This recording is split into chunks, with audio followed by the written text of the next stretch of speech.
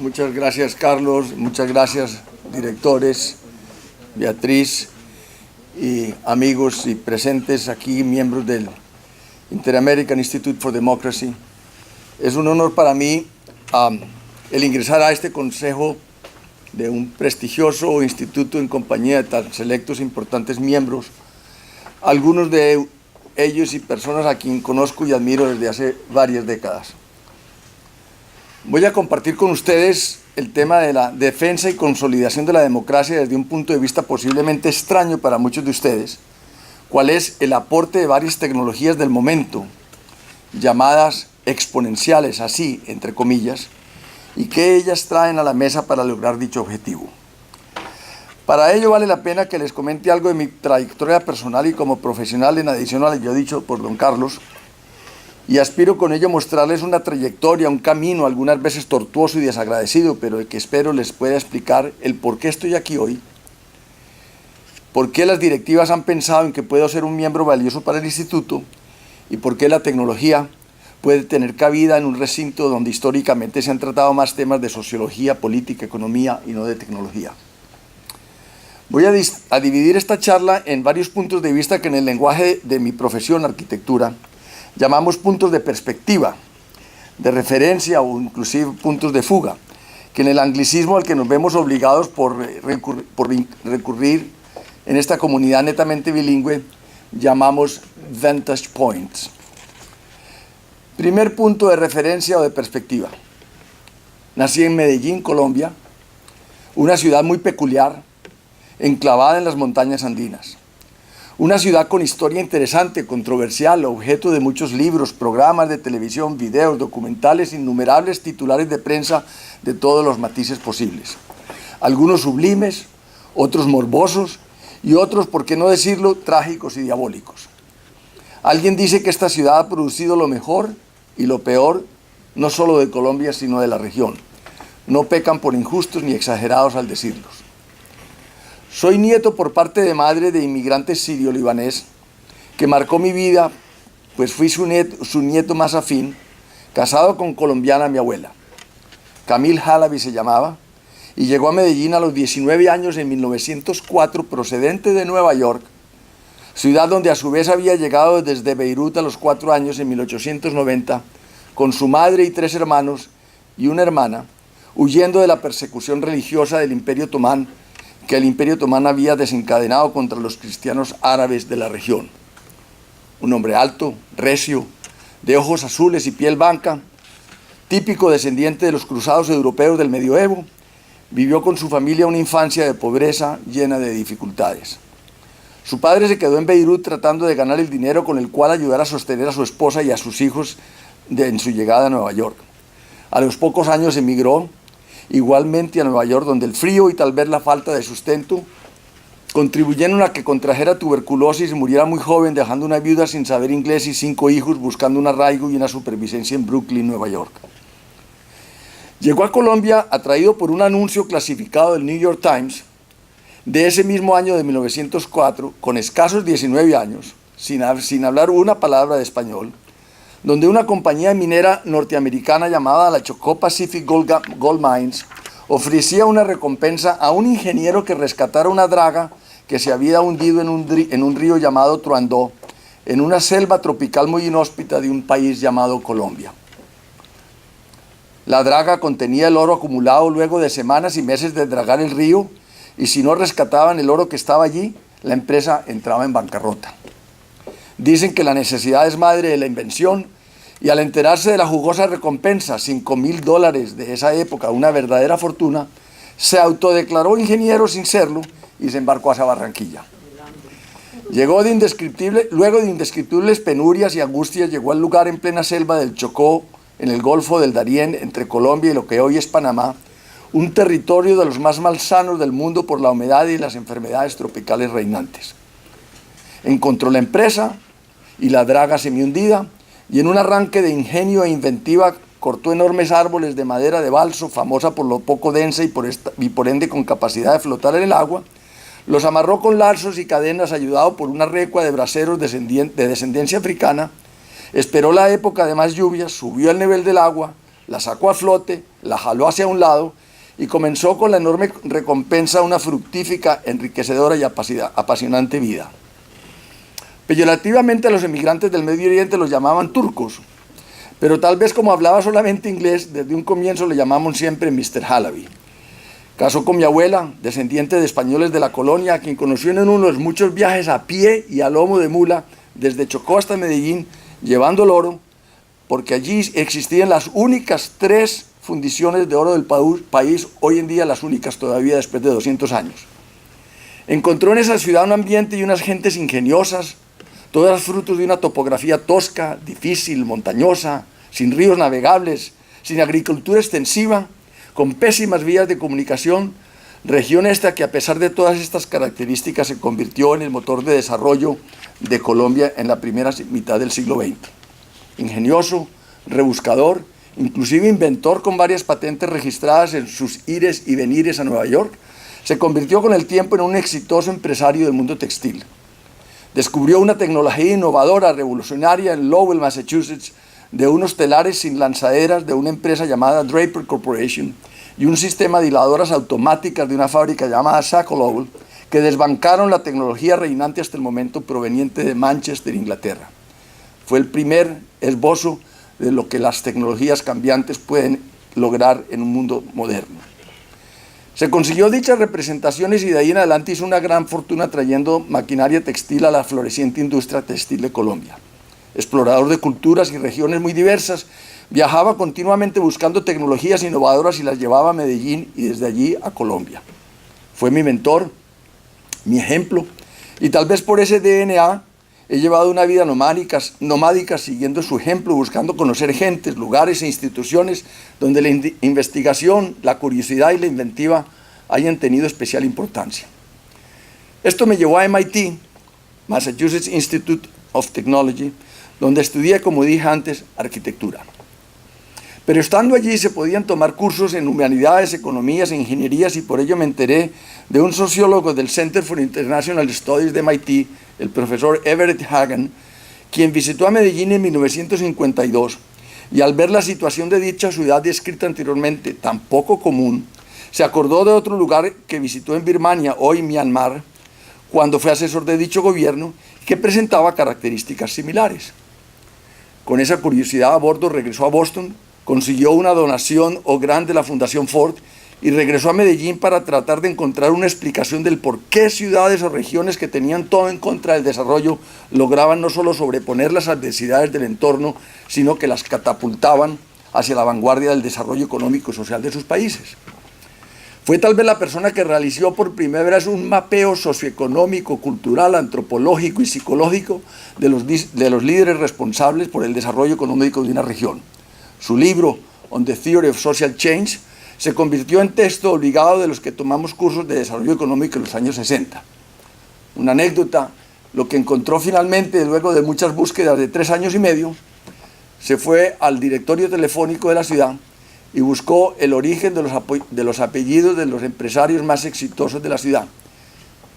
El resultado fue que el 90% de los apellidos exitosos de la ciudad venían de origen vasco, catalán o judío sefardí. Eso fue una de las revoluciones que causó en su libro en aquel momento. Se preguntan ustedes qué tiene que ver esta historia con el tema de mi conferencia de hoy. Tiene mucho que ver por motivos diferentes que trataré de hilvanar partiendo desde los varios puntos de visión o perspectiva enunciados antes, que espero llegar finalmente a un punto de congruencia o conclusión esta tarde con ustedes. Segundo punto de visión. Practicando la arquitectura en mi ciudad natal, al regresar de MIT fui nombrado presidente de la Sociedad Colombiana de Arquitectos en Medellín y como tal me enteré en el año 77 que dicha ciudad era la única ciudad moderna existente a la cual se le había diseñado un plano maestro elaborado por la firma Winer y Sert del arquitecto catalán José Luis Sert en 1952, plan maestro que se había llevado a cabo. Era algo verdaderamente inédito e inaudito.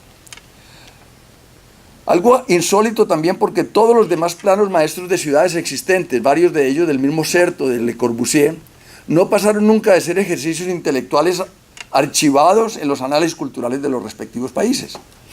Solo ciudades nuevas como Brasilia de Oscar Niemeyer y Lucio Costa y Chandigarh en la India de Le Corbusier tenían plano regulador, pero obviamente sirvieron para construirla, pero la construyeron desde cero. Invité al arquitecto urbanista Ser 25 años más tarde de su proyecto en 1977 para explorar qué había pasado con su plano maestro. Ser era ya todo un ícono, pues por 16 años venía de ser el decano de arquitectura de Harvard, decano emérito, diseñador de varios emblemáticos edificios de Harvard Square, además del Museo de Picasso, su amigo del alma en Barcelona, y del Museo de la Galerie Maet en el sur de Francia, donde su otro gran amigo, Joan Miró, había donado una cantidad inmensa de sus obras. Había diseñado además el cuartel general de Bacardí en La Habana. Tenía 84 años cargados de juventud mental, acumulada por estar rodeado siempre de gente joven. Su esposa Moncha, mayor que él aún, competía con él en lucidez mental, física y en un gran sentido del humor.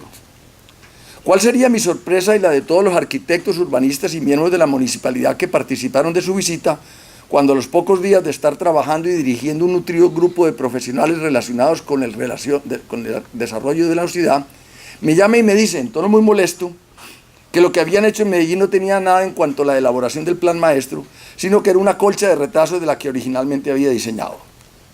Tratando de averiguar qué había sucedido, nos adentramos unos pocos días más en el tema y de repente me llama y me dice que no invirtiera más dinero en él, pues él era muy costoso, porque ya sabía qué demonios había pasado.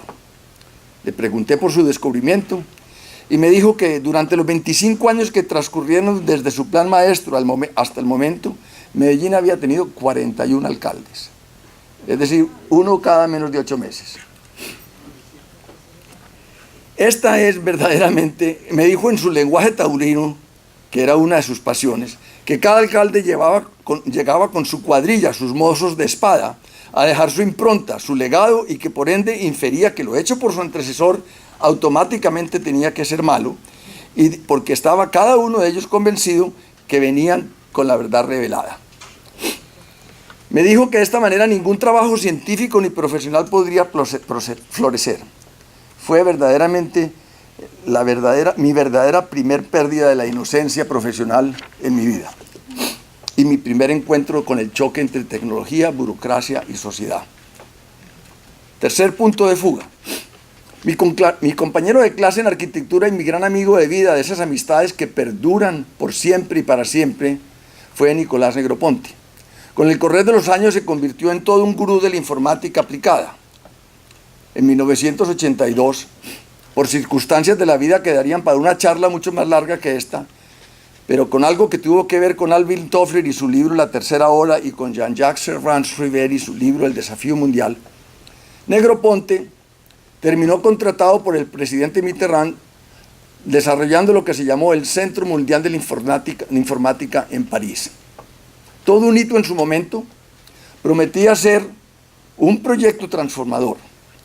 Tomó lo que en el mundo académico lo llaman un sabático de su posición en MIT, donde se había convertido en impresionante profesor joven y se fue a París. La idea consistía en incorporar desde la infancia chicos de 5 años en adelante al mundo digital, el verdadero desafío mundial del que aludía Jean-Jacques Servan-Schreiber. Este fue el primer intento de utilizar la tecnología para fomentar la educación y por ende tratar de consolidar procesos democráticos modernos.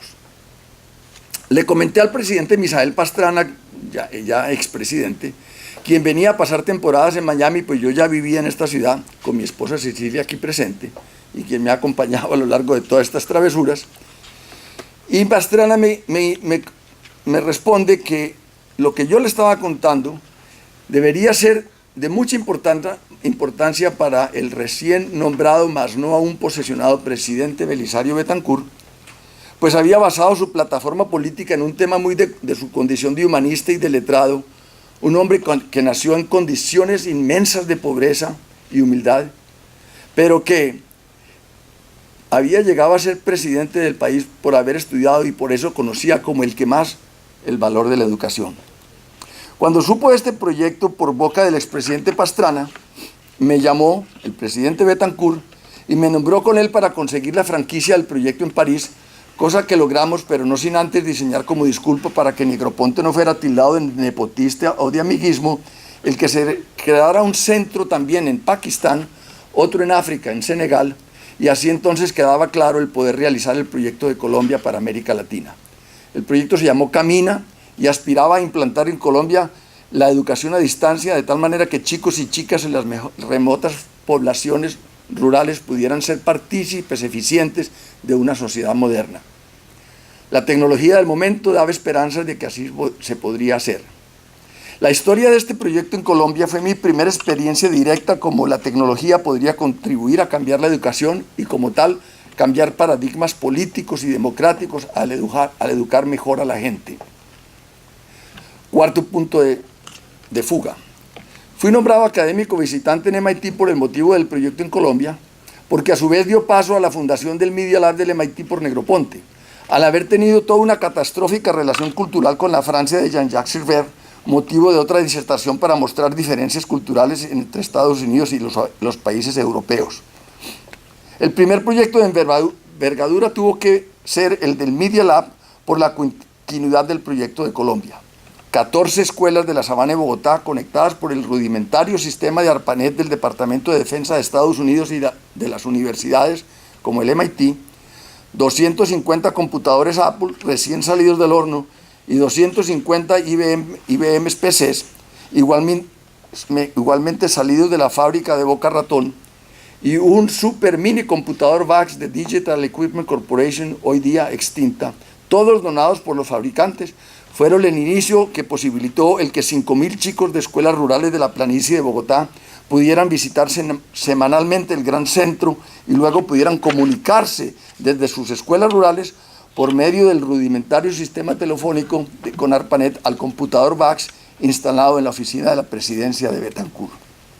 4 tabletas de RadioShack TRS-100 fueron regaladas por Negroponte a Betancourt, a Gabriel García Márquez, asesor cultural del presidente, a mi persona y el mismo Negroponte, y creo que fue el primer grupo de internet del que yo me recuerde circa 1983.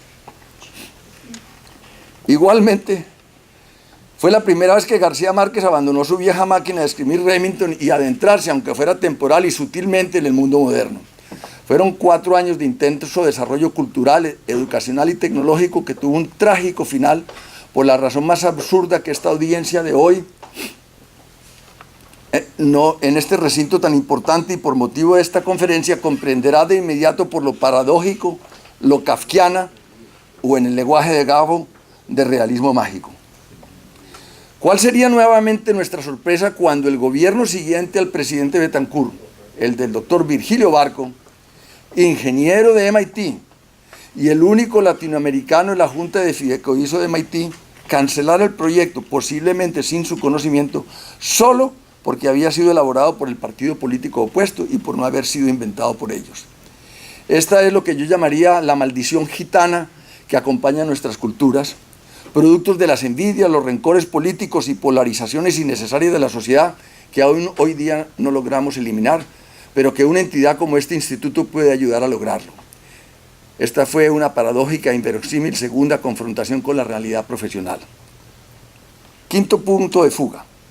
Pasan los años, sigo vinculado al MIT como académico visitante y finalmente se desarrolla un proyecto transformador y disruptor de paradigmas educacionales y sociales.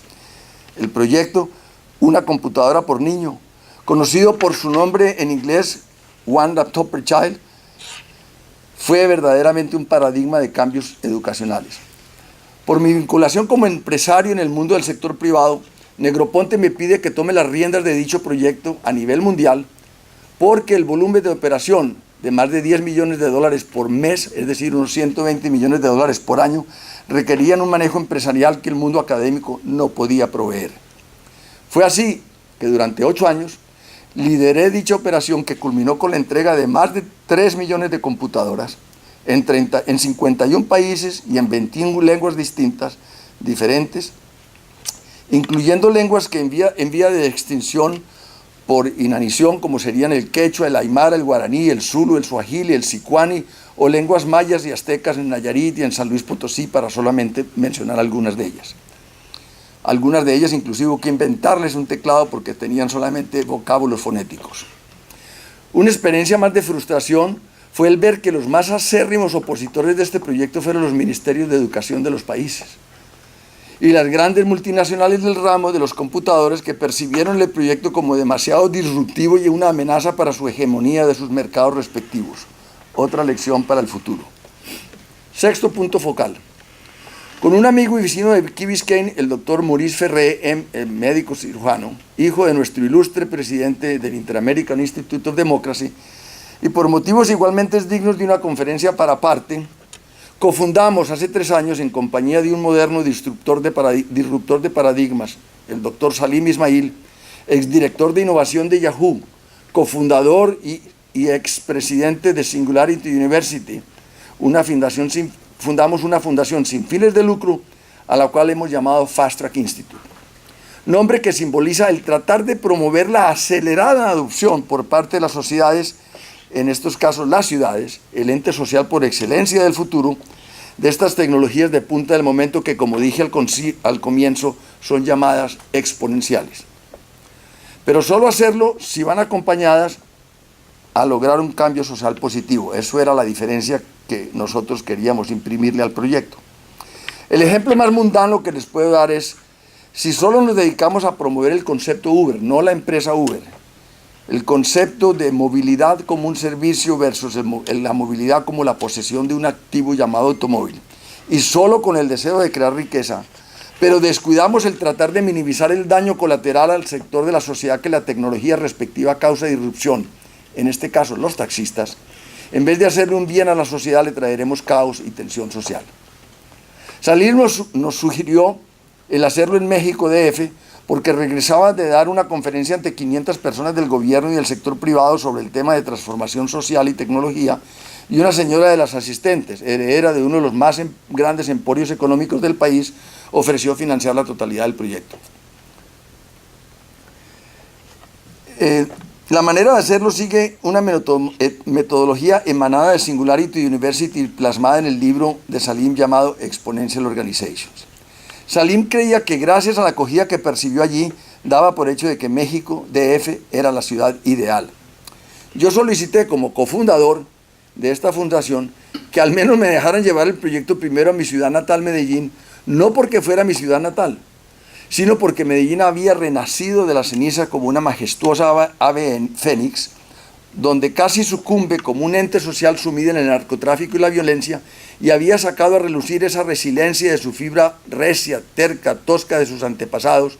Espero que empiecen a ver un poco ya cómo voy tratando de hilvanar la historia inicial de Medellín, y habían tomado para ello la bandera de la innovación, la ciencia y la tecnología como catalizador y motivación, inspirados tal vez, y esta es una especulación más mía, pero fundamentada en varias charlas que tuve con amigos de Colombia en ese momento, en ese mismo renacer que el presidente Kennedy inyectó en su momento a esta gran nación, cuando al verse amenazado por la Unión Soviética con Yuri Gagarin en el espacio, resuelve ponerle a su nación el desafío de llevar un hombre a la luna antes de terminar la década del 60. En efecto, llevamos a Medellín estas ideas, realizamos 4 proyectos o fast tracks de 16 semanas cada uno, sobre problemas que los mismos dirigentes locales determinaron como crónicos. En este caso fueron inclusión financiera, un hombre bello, pero a una práctica diabólica que se llama los préstamos tiburón. Es el dinero que la mafia deja en la ciudad porque no la necesita para el próximo embarque de drogas y inunda la sociedad de dinero. Por eso es que el dólar en Colombia es tan barato, por la cantidad de dinero que entra de esa trágica manera de mercadear, y le han suplido el espacio que ha dejado la banca porque no llegan a la base de la pirámide, porque no es muy costoso abrir una cuenta bancaria para alguien que mueve 5 o 10 dólares por mes, o porque no tiene ningún colateral para entregar para un préstamo. Eso ha acabado con el ahorro de la gente, y lo llaman el pagadiario o el gota a gota, porque cobran 20% de interés mensual, pero pagado diario. Si ustedes hacen el cálculo del Internal Rate of Return, saben que ese negocio es mejor que la droga, y está acabando con la sociedad. Entonces, introdujimos tecnologías del mundo digital en un proyecto de inclusión financiera, y lo llamamos inclusión financiera porque no queríamos despertar la ira de estas gentes, y por medio de estas tecnologías hemos montado un banco que se llama el Bancuadra, donde hemos también tomado tecnologías que hemos visto en Kenia con un proyecto que se llama el M-Pesa, M-Pesa con Z, donde hay 250.000 mujeres en las esquinas con un teléfono celular que hacen envíos de dinero de $4, $5 a otras poblaciones simplemente con un sistema de encriptología en los teléfonos. El otro fue un proyecto de salud, cómo convertir la salud curativa en salud preventiva, pero con la alegría, el gozo y la satisfacción de sentirse sano, no con la pereza de que mañana tengo que ir al gimnasio a hacer gimnasia y qué aburrición que tengo que bajar 3 kilos porque si no el médico me regaña. Esto lo logramos con sistemas de gamificación, de Internet of Things y todo ese tipo de cosas. El tercero fue uno de movilidad y el otro es el de educación. ¿Cuál es la educación que el futuro perfil de ciudadano necesitará en los años 20, 30 y 40 que vienen por delante?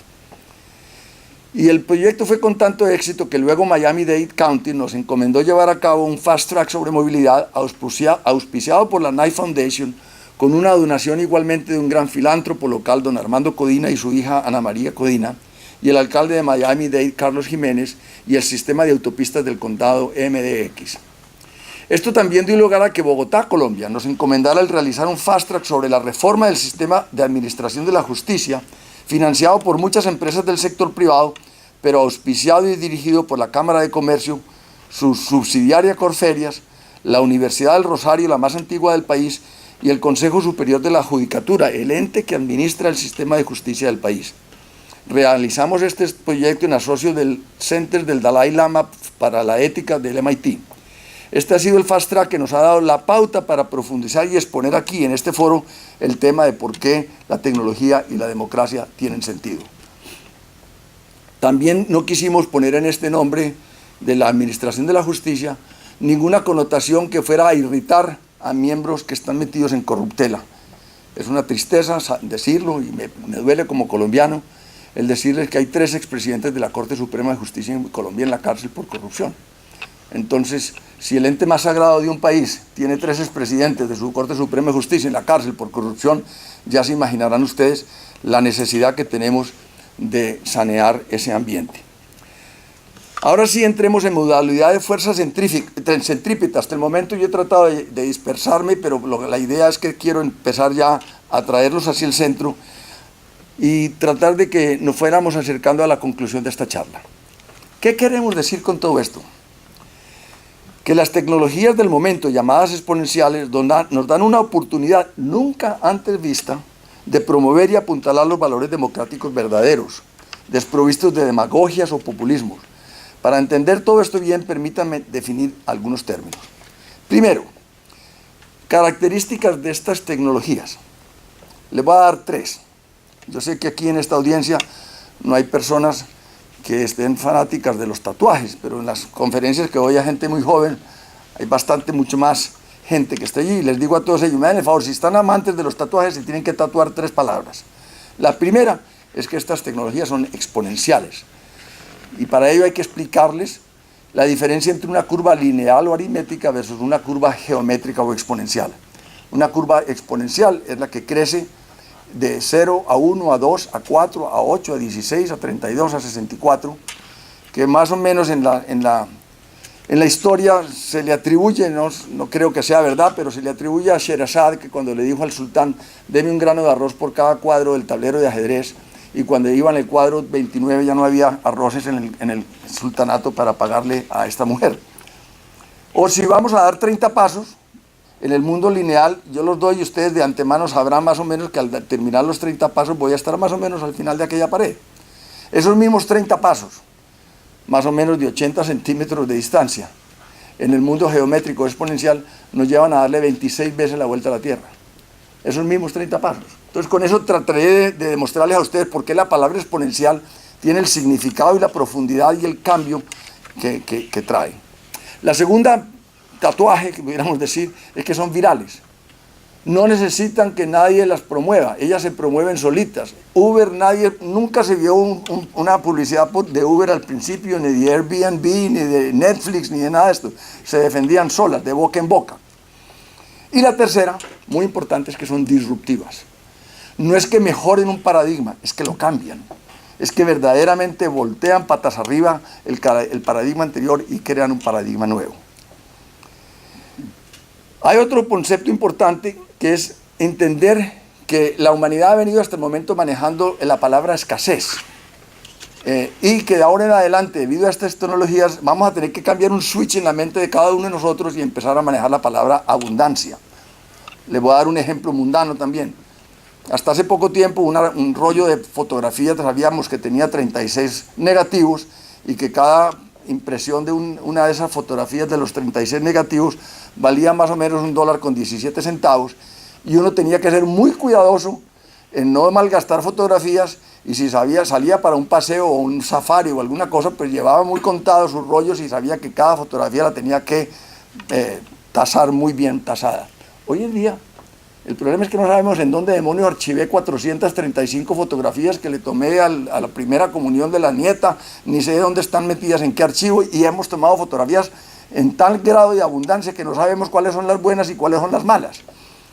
Estamos cambiando la escasez por la abundancia. Y lo otro es que es muchísimo más fácil mover bits que mover átomos.